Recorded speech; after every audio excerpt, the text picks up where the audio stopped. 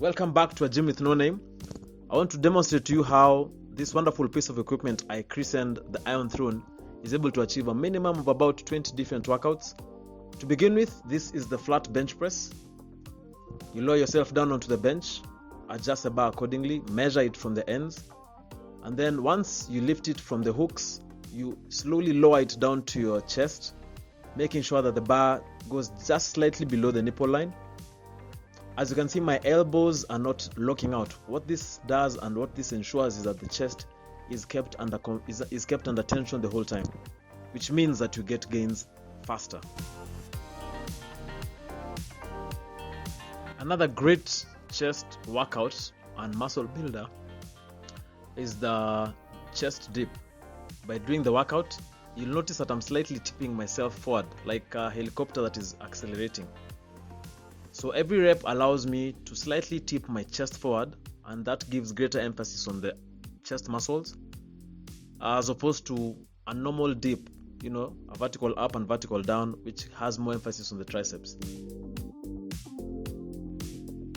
The secret to getting calves or huge calves or well-toned calves is we're doing a workout called a standing calf raise or a seated calf raise. Here what I'm demonstrating is how to do the standing calf raise by placing a weighted barbell on your shoulders and allowing your feet to step on a raised platform. Here I'm standing on a small weight. I raise myself up, so I count 2 up, 2 down, 1 2 1 2 1 2, squeeze at the top, 1 2. So you'll find that many guys or sometimes people are going to rush through the workout by either using a very heavy weight or by rushing through the workout, and it's 1 up, 1 down, 1 up, 1 down. The next workout is called the seated overhead press or the military press. This is a compound shoulder workout which hits all the 3 heads of the shoulder. That is the anterior, the lateral, and the posterior deltoid. You sit down on the adjustable bench. The grip should be shoulder width to allow you to not. If you hold it a bit too wide, you'll end up injuring your shoulders. So make it a comfortable wide shoulder width grip. Lower the bar down to your upper chest and then press it back up.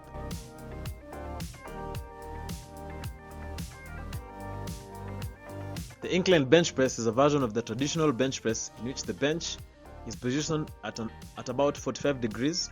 The resulting inclined position targets your upper chest and the front side of your shoulders more than the standard flat bench. Just like the flat bench, measure the bar from end to end. Then slowly lift up the bench from the bar.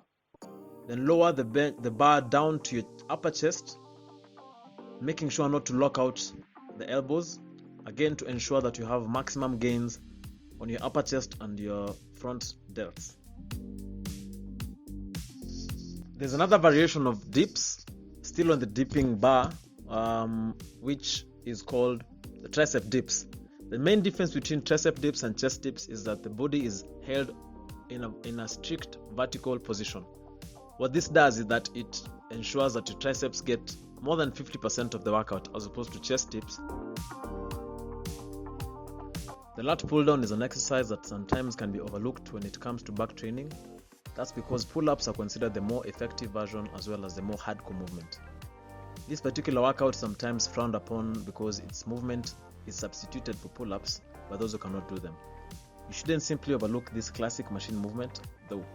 What makes the lat pull down a great choice is that there are several ways to work it into your routine.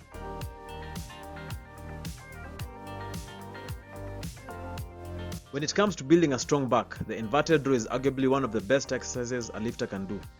Just because it's easier to perform than a pull-up or a chin-up, it doesn't make it any less effective. Because you can do more reps, the inverted row is a great move to add muscle to your back. If you aren't ready for pull-ups, then it can help you get ready for them. And because you're in an essentially what you call an upside down plank, your core will get stronger. The inverted row can be done with 2 variations, both the underhand grip or the supinated grip, or the overhand grip or the pronated grip.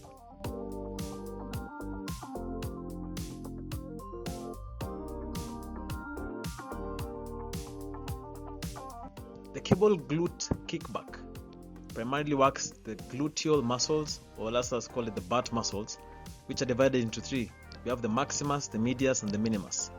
The glutes are one of the strongest and the most powerful muscles in the human body.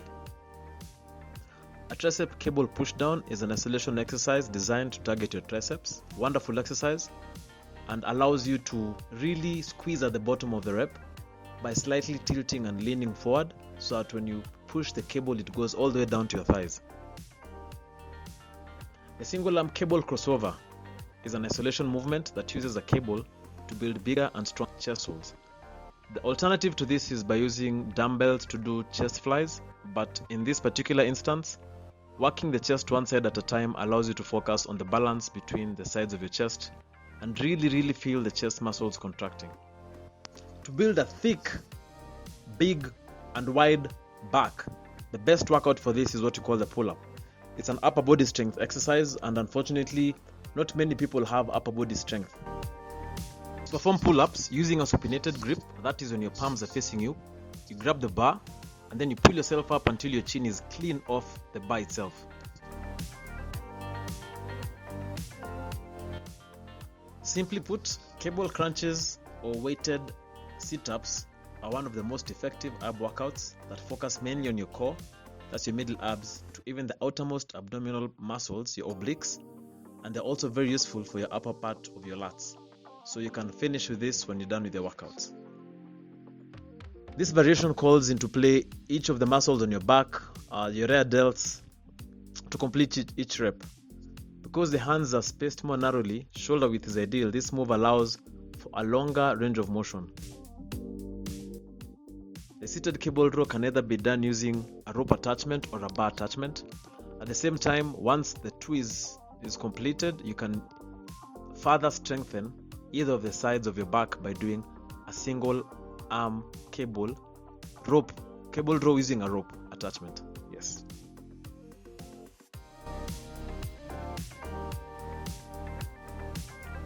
The cable overhead triceps extension with a rope attachment is an isolation exercise that allows for pronounced stretch in the triceps muscles during the eccentric or the negative portion of the movement. Here to mean the muscle is worked out better in the negative portion of the workout. On to the next one. Now, you won't see these ones being performed in the gym very often nowadays, but the basic lat pullover, some which are done using the dumbbells, but in particular I enjoy doing these ones using the cable, is one of the oldest bodybuilding movements in the book and was considered an absolute staple back in the 70s up until the 60s. To build your biceps, the cable rope hammer curl is ideal.